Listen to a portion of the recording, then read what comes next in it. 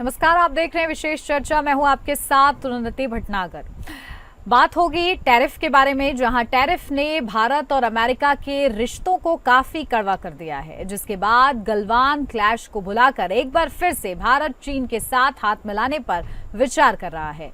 हाल के दिनों में दोनों देशों के बीच मधुरता देखने को मिली है। चीन के विदेश मंत्री ने भारत का दौरा किया और कुछ अहम मुद्दों पर आम सहमति देखने को भी मिली है। इसका कारण भी है, जहां एक ओर भारत अमेरिकी टैरिफ से परेशान है, तो वहीं दूसरी ओर चीन भी अमेरिका के टैरिफ का बड़ा शिकार बन सकता है। अगर ट्रंप और शी जिनपिंग के बीच बात नहीं बनी, तो यही वजह है कि देश के प्रधानमंत्री नरेंद्र मोदी करीब 7 बरस के बाद चीन की धरती पर मौजूद हैं। दोनों देशों के राष्ट्राध्यक्ष आपसी ट्रेड को लेकर बात करेंगे, साथ ही अमेरिकी टैरिफ का हल निकालने की कोशिश करेंगे। जब बात भारत और चीन के बीच व्यापारिक संबंधों की आती है, तो गलवान क्लैश के बाद चीनी सामानों का काफी बॉयकॉट होने के बाद भी ट्रेड बढ़ा ही है। ताज्जुब की बात तो यह है कि भारत का चीन में एक्सपोर्ट काफी कम हो गया है, और लेकिन इंपोर्ट में लगातार इजाफा देखने को मिला है। वित्त वर्ष 2025 में दोनों देशों के बीच का ट्रेड करीब 128 अरब डॉलर का था, जिसमें भारत का ट्रेड डेफिसिट 99 अरब डॉलर से ज्यादा देखने को मिला, जो कि एक काफी बड़ा गैप है। इसका मतलब है कि भारत को चीन के साथ ट्रेड करने में नुकसान हुआ है, लेकिन आगे इसमें भारत अपने लिए किस तरह से फायदा तलाशता है, ये देखना होगा। और आज इसी पर विशेष चर्चा होगी। जानकार हमारे साथ जुड़ेंगे जो कि बेहतर तरीके से विश्लेषण करेंगे इस पूरी परिस्थिति का। तो देखिए, अमेरिका ने जिस तरीके से टैरिफ भारत पर लगाया है, और सिर्फ भारत पर नहीं, चाइना पर भी लगाया है, और उसी को लेकर अब कहीं ना कहीं ये देखा जा रहा है कि भारत जो है अपने लिए नए अवसर तलाश रहा है, और इन अवसरों की तलाश में चीन की धरती पर भी पहुंच गए हैं प्रधानमंत्री नरेंद्र मोदी, जो कि करीब 7 बरस के बाद ऐसा देखने को मिला है। और ऐसे में क्या और किस तरीके से भारत के लिए ये बेहतर होता है, ट्रेड किस तरीके से, जो हमारे व्यापारिक संबंध हैं वो किस तरीके से आगे बढ़ते हैं, ये भी देखना होगा। और जानकारों का इस पर क्या कहना है, क्या ये मुमकिन है, क्या ये फायदेमंद होगा। क्योंकि जब हम लोगों ने देखा कि ट्रेड क्योंकि लगातार जारी है चाइना के साथ, उसमें हमारे को डेफिसिट यानी कि थोड़ा सा नुकसान झेलना पड़ा है। जितना फायदा चीन का हुआ उतना हमारा नहीं हुआ है। लेकिन क्या आने वाले समय में परिस्थिति बदलेगी?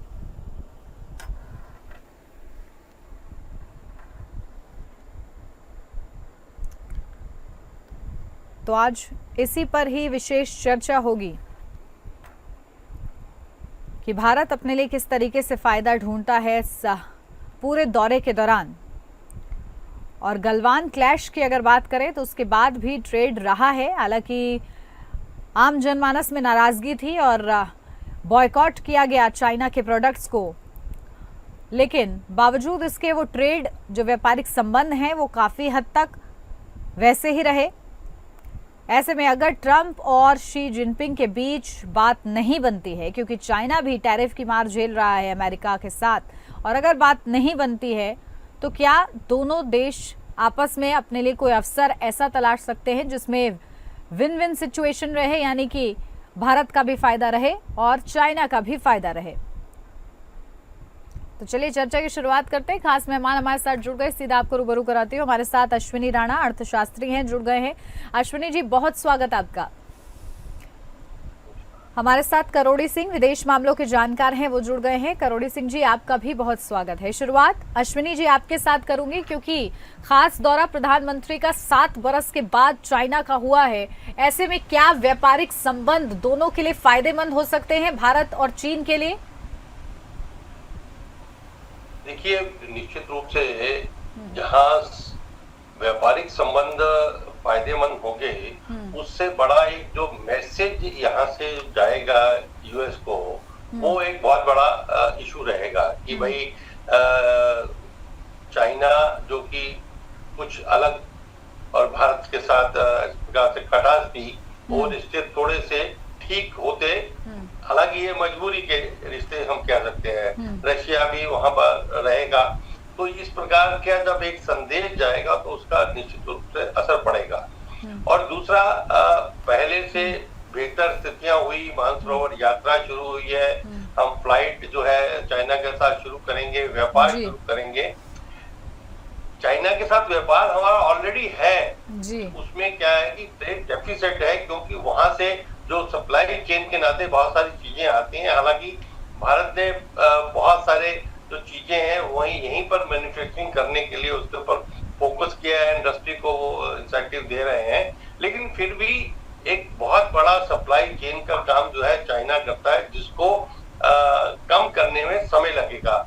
और भारत के लिए कोई बहुत बड़ी अपॉर्चुनिटी चाइना में हो ऐसा नहीं है कि हम जो सामान अमेरिका को भेज रहे थे वो चाइना में जा सकता है, ऐसा नहीं है। और चाइना के लिए भी ऐसा नहीं है कि चाइना जो कि एक्सपोर्ट ओरिएंटेड कंट्री है, वो जो सामान यूएस को भेजा जाता है वो सारा हम लेने के लिए तैयार होंगे, ऐसा नहीं है। लेकिन कुल मिलाकर जब एक वातावरण थोड़ा सा पॉजिटिव होता है तो उसका असर निश्चित रूप से व्यापार पर भी पड़ता है। और उसी दिशा में ये जो है, ये जो मीटिंग है, ये जो मिलना है, और जिस प्रकार से आज मीटिंग हुई है प्रधानमंत्री मोदी जी की, तो उससे एक संदेश भी जाएगा और रास्ता जो है वो थोड़ा सा खुलेगा और रास्ता आगे बढ़ेगा, ऐसा हमें लगता है। बिल्कुल, और यही समझा भी जा रहा है कि शायद बेहतर अवसर जो है भारत को मिल जाए इस दिशा में। करोड़ी सिंह जी, आपका विश्लेषण क्या कहता है? क्योंकि भारत वैसे भी ये चाह रहा है कि वो अपने व्यापार को, बाजार को बढ़ाए, और जिस तरीके से रशिया ने किया था वैसे ही भारत भी अपने लिए अवसर तलाश रहा है। और जब इस तरीके से चाइना की धरती पर प्रधानमंत्री मौजूद हैं, क्या संकेत, क्या मायने इसके, और कितने फायदेमंद हमारे भारत के लिए? देखिए निधि, ऐसा नहीं है कि नुकसान और फायदा है। अंतर्राष्ट्रीय व्यापार में नुकसान तब होता है जब जैसे अमेरिका ने टैरिफ लगाया तो उससे भारत को नुकसान हो रहा है जी। चीन के साथ हमारा व्यापार है वो असंतुलन है और हमारी आवश्यकता है, और उसके कुछ ऐतिहासिक कारण है। भारत की नीति प्रारंभ से ही इंपोर्ट सब्स्टिट्यूशन की रही, एक्सपोर्ट लेड इकोनॉमी की नहीं रही। इसलिए भारत ने एक्सपोर्टेबल मैन्युफैक्चरिंग पे ज्यादा ध्यान नहीं दिया, लेकिन पास तो पास चला गया। अब आज की स्थिति में क्या है? आज की स्थिति में भारत और चीन के बीच में दो मुद्दे हैं, दो भारत के सरोकार हैं। एक तो बॉर्डर का मामला है और दूसरा व्यापार का है। इसके अलावा चीन और भारत के बहुत नजदीकियां हैं, कोर्डियलिटी है, ग्लोबल लेवल पे दोनों का एक जैसा दृष्टिकोण है। तो अभी जब भारत के प्रधानमंत्री एससीओ की मीटिंग में गए हैं तो एससीओ से ज्यादा भारत के लिए जो महत्वपूर्ण है वो द्विपक्षीय बातचीत है, चीन के राष्ट्रपति से भी और दूसरे देशों के नेताओं से भी। और मैं तो यहाँ तक कहता हूँ कि इसमें एससीओ का जो समिट है उसका जो सेंट्रल स्टेज है वो बाइलेटरल चीजें हो गई हैं, जो साइडलाइंस की बातें हैं वो सेंटर में आ गई हैं। चाहे पुतिन और जिनपिंग के बातचीत हो या दूसरे लीडर से बातचीत हो, जिनपिंग की या प्रधानमंत्री मोदी की, वो सेंट्रल स्टेज आ गए हैं। क्योंकि एससीओ की मीटिंग तो वैसे ही है जैसे दूसरे क्षेत्रीय संगठनों की होती है, और सामान्यतः एक प्रस्ताव पास कर दिया जाता है, संयुक्त वक्तव्य हो जाता है, और उसमें सामान्य बातें कहती हैं कि हमें मल्टीलेटरलिज्म को प्रमोट करना है, हमें आपस में सहयोग करना है, हमें संयुक्त राष्ट्र संघ का पुनर्गठन करना, वो रिपीटेड चीजें आती हैं। लेकिन ये डायलॉग से अब एक्शन की तरफ किस तरह से शिफ्ट करे, इसमें कलेक्टिवली क्या कर सकते हैं, बाइलेटरली क्या कर सकते हैं। इंडिया का कंसर्न है वो बाइलेटरल का है। तो बॉर्डर को लेके दोनों देशों में एक समझ विकसित हो गई है, और जो कजान में एक अंडरस्टैंडिंग हुई थी और दोनों देशों के राष्ट्राध्यक्षों ने एक स्पेशल रिप्रेजेंटेटिव का मैकेनिज्म इवॉल्व किया था जो बॉर्डर पे बातचीत करेंगे। चाइना का विदेश मंत्री और हमारे नेशनल सिक्योरिटी एडवाइजर थे। अब उसको अपग्रेड कर रहे हैं, और अपग्रेड भी कर रहे हैं, एक्सपेंड भी कर रहे हैं। तो उसके लिए दो मैकेनिज्म अलग से बन रही हैं, दो ग्रुप बन रहे हैं। एक तो बॉर्डर को मैनेज कैसे किया जाए, और एक बॉर्डर को आगे के लिए डिमार्केट करने का कोई मैकेनिज्म इवॉल्व किया जाए। तो इस पे तो मैं कह सकता हूँ कि पर्याप्त होमवर्क हुआ है और संतोषजनक प्रगति हो रही है, आगे बढ़ेंगे। व्यापार को लेके अभी मुझे लगता है संतोषजनक कुछ नहीं है। भारत क्या एक्सपोर्ट कर सकता है चीन को, क्या चीन भारत से ले सकता है, ये चीन की प्रॉब्लम से ज्यादा हमारी स्वयं की प्रॉब्लम है। प्रॉब्लम इस रूप में भी हमने मैन्युफैक्चरिंग को पे ध्यान नहीं दिया प्रारंभ से ही, क्योंकि इंपोर्ट सब्स्टिट्यूशन की नीति थी। अब जब अमेरिका ने टैरिफ लगाया है तो हमारी जो छोटे उद्योग है वो हमारी इकोनॉमी की रीढ़ की हड्डी है, एम्प्लॉयमेंट की दृष्टि से, फॉरेन एक्सचेंज की दृष्टि से, तो उनको सबसे ज्यादा नुकसान हो रहा है। और वो जो मैन्युफैक्चर कर रहे हैं स्मॉल स्केल इंडस्ट्रीज वाले, हमें उसके लिए चीन और जापान दोनों में ही मार्केट नहीं है। उसके लिए मार्केट हमें जो एससीओ के दूसरे देश हैं उनमें तलाशना होगा, अफ्रीका के दूसरे देशों में तलाशना होगा, कि जिससे हमारे जो छोटे उद्योग हैं उनको एक्सपोर्ट के लिए सहूलियत मिले। दूसरा, सरकार के लेवल पे इनकी क्या मदद की जाती है, टैक्स को लेके या कोई रिलीफ देके क्या मदद कर सकती है सरकार इनको बचाने के लिए, वो एक प्रयास होना चाहिए। तो चीन और भारत के साथ, और एक अन्य जो महत्वपूर्ण है, अंतरराष्ट्रीय मुद्दों पे चीन और भारत का समान दृष्टिकोण है। जैसे संयुक्त राष्ट्र संघ का पुनर्गठन, विदेश वैश्वीकरण, या दूसरे ग्लोबल लेवल पे पीस और प्रोस्पेरिटी को कैसे इंश्योर किया जाए, क्लाइमेट को लेके, तो बहुत से मुद्दों पे कॉमन पर्सपेक्टिव है दोनों देशों का।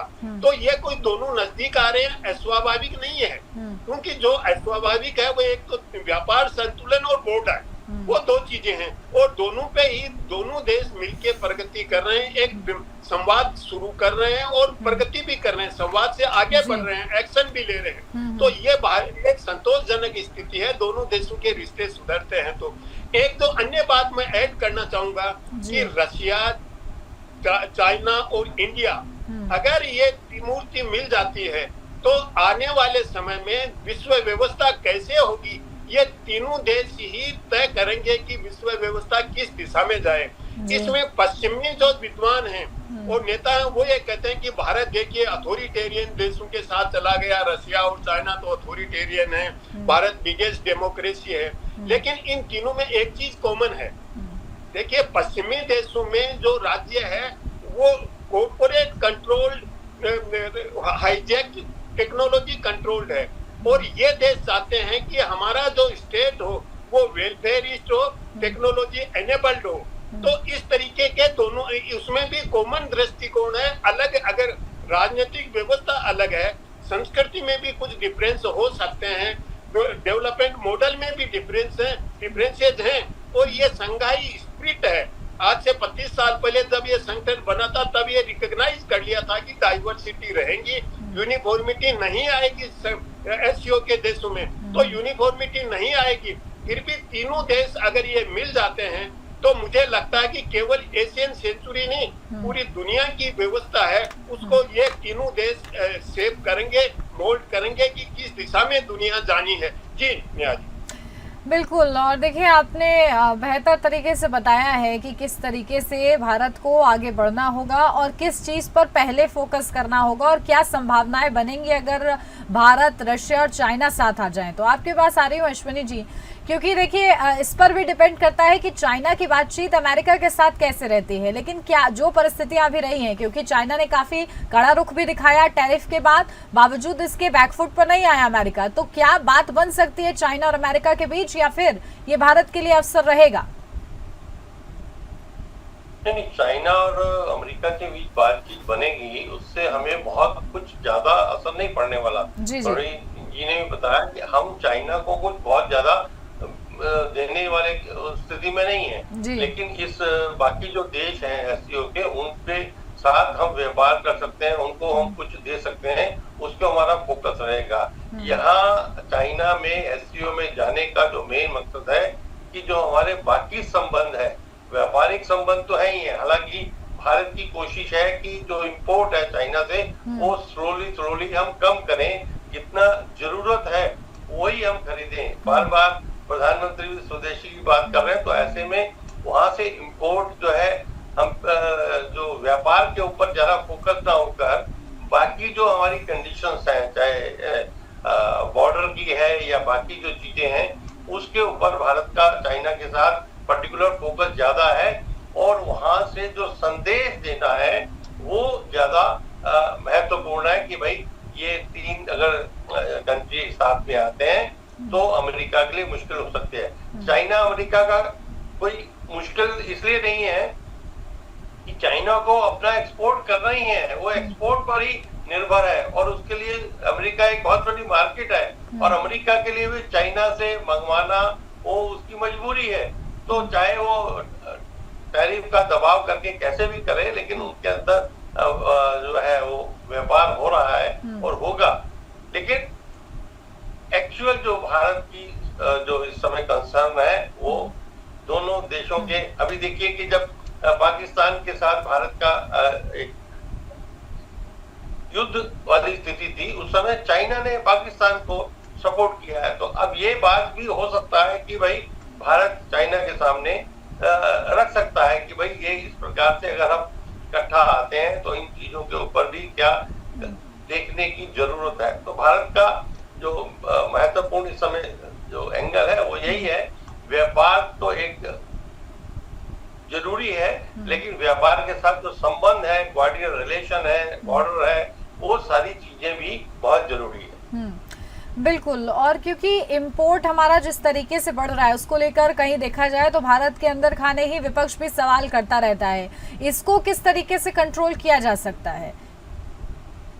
नहीं, इंपोर्ट ऐसा है कि भाई अभी पहले हमारा इंपोर्ट बढ़ता गया और जो एक्सपोर्ट है चाइना को कम होता गया, लेकिन अब जो है जब से ये संबंध इस प्रकार से चाइना के साथ हुए उसके बाद से भारत ने यहाँ पर ही उन इंडस्ट्रीज को एस्टेब्लिश करके उसको पूरा सपोर्ट करके भारत जो है वो उस आगे बढ़ रहा है। आप खिलौनों को देख लें, खिलौने जो है पहले सारे लगभग 90% चाइना से आते थे, लेकिन अब 50% जो खिलौने हैं वो भारत में बन रहे हैं। ऐसे और बहुत सारी चीजें हैं जो भारत में बन रही है। अभी फेस्टिवल सीजन आ रहा है, फेस्टिवल सीजन में भी पहले हम देखते थे फोकस जो होता था कि चाहे वो मूर्तियां हो या लाइट हो, वो चाइना के ऊपर फोकस होता था, लेकिन मेड इन इंडिया का स्टैंप लगी चीजें हमें भारत में मिलती है। वो इसीलिए है कि भारत की जो सरकार है उसने इन छोटी मैन्युफैक्चरिंग को जो है प्रमोट करने के लिए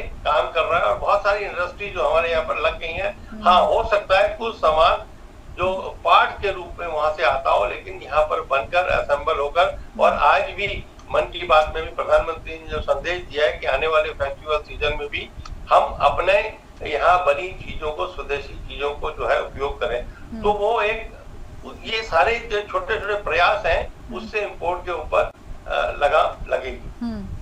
बिल्कुल। और करोड़ी सिंह जी, क्योंकि अभी हम लोगों ने देखा था हाल ही में विदेश मंत्री भी आए थे चाइना के, और ऐसे में अब प्रधानमंत्री का ही खास दौरा हुआ है, लेकिन जो बॉर्डर सिचुएशन रहती है भारत और चाइना के बीच और जो गलवान क्राइसिस थी हम लोगों ने सभी ने देखा, उसके बाद से जिस तरीके से चाइना प्रोडक्ट्स को बैन करने की, बॉयकॉट करने की बात लगातार हुई थी भारत में, उसके बाद अगर अब भारत ये देख रहा है कि चाइना के साथ व्यापार या अवसर खोजे जाएं, क्या ये भारतवासियों को या भारत के लिए ठीक रहेगा? इसको संतुलित कैसे किया जाएगा? देखिए नीति उन्नति जी, दुनिया के देश या विद्वान ये कह रहे हैं कि ट्रंप ने भारत को चाइना की गोदी में धकेल दिया। कुछ ये कह रहे हैं कि भारत चीन के नजदीक चला गया है, बिल्कुल ही चीन के प्रभाव क्षेत्र में आ गया है। मेरे ख्याल से ये दोनों ही सही नहीं है भारत की रियल स्थिति को असेस करने में, क्योंकि भारत देखिए चीन से पहले जापान गए, भारत के प्रधानमंत्री ने एससीओ में जाने से पहले जेलेंस्की से भी बात की है। तो ये कहना कि भारत चीन की गोदी में है या रशिया की गोदी में है, इस तरह का बिल्कुल नहीं है। जहां तक व्यापार का है, व्यापार देखिए कम करना मुश्किल है। मुश्किल इसलिए है कि अभी चाइना के विदेश मंत्री आए थे, उसके बाद अफगानिस्तान पाकिस्तान भी गए, तो उनका प्राइमरी ऑब्जेक्टिव तो ये था कि एससीओ में एक व्यक्तिगत रूप से एक डिग्निफाइड तरीके से इनवाइट करना है पाकिस्तान के प्रधानमंत्री को भी, भारत के प्रधानमंत्री को भी। तो ये तो एक कर्टसी है, लोकाचार है। इसके अलावा जो बातचीत हुई उसमें चीन से भारत 3 चीजों के खरीदने पर जोर दिया। एक तो फर्टिलाइजर्स, जो भारत के किसानों की बहुत बड़ी आवश्यकता है। दूसरा, टनल्स खोदने की मशीनरी जो भारत के पास नहीं है। और तीसरा, रेयर अर्थ मटेरियल, तो जो खिलौने वगैरह है वो तो हमारे बना सकते हैं, लेकिन कुछ चीजें हम अभी उस लेवल तक नहीं जा रहे हैं, तो चाइना से हमारा इंपोर्ट बढ़ेगा। चिंता यह कि उसको संतुलित कैसे किया जाए, संतुलन बनाने की जरूरत है, क्योंकि चाइना से हमारे और बहुत सी चीजें भी आती हैं, जो फार्मास्यूटिकल की चीजें हैं वो भी आती हैं, तो चाइना के साथ हमारा व्यापार बिल्कुल कम नहीं हो। संतुलन की क्या किया जाए, और उसके लिए दोनों देश मिलके कोई मैकेनिज्म इवोल्व कर लेंगे मुझे लगता है, लेकिन बहुत डिफिकल्ट लगता है। मुझे लगता है अब तो बॉर्डर से ज्यादा भी व्यापार संतुलन डिफिकल्ट लग रहा है। बॉर्डर पे तो कुछ शांति के प्रयास हुए हैं, कुछ सफल भी हो रहे हैं, मैकेनिज्म भी बनी है, कुछ स्ट्रेटेजी वर्कआउट भी करेंगे, कुछ आगे बढ़ेंगे, लेकिन व्यापार वाला है वो बहुत ज्यादा चिंता की बात है। फिर दुनिया के सामने अगर भारत और चीन मिलके कोई स्ट्रेटेजी अडॉप्ट करते हैं, तो मेरे ख्याल से दुनिया में प्रभाव जमाएंगे, तो भारत को निश्चित रूप से मार्केट भी मिलेंगे।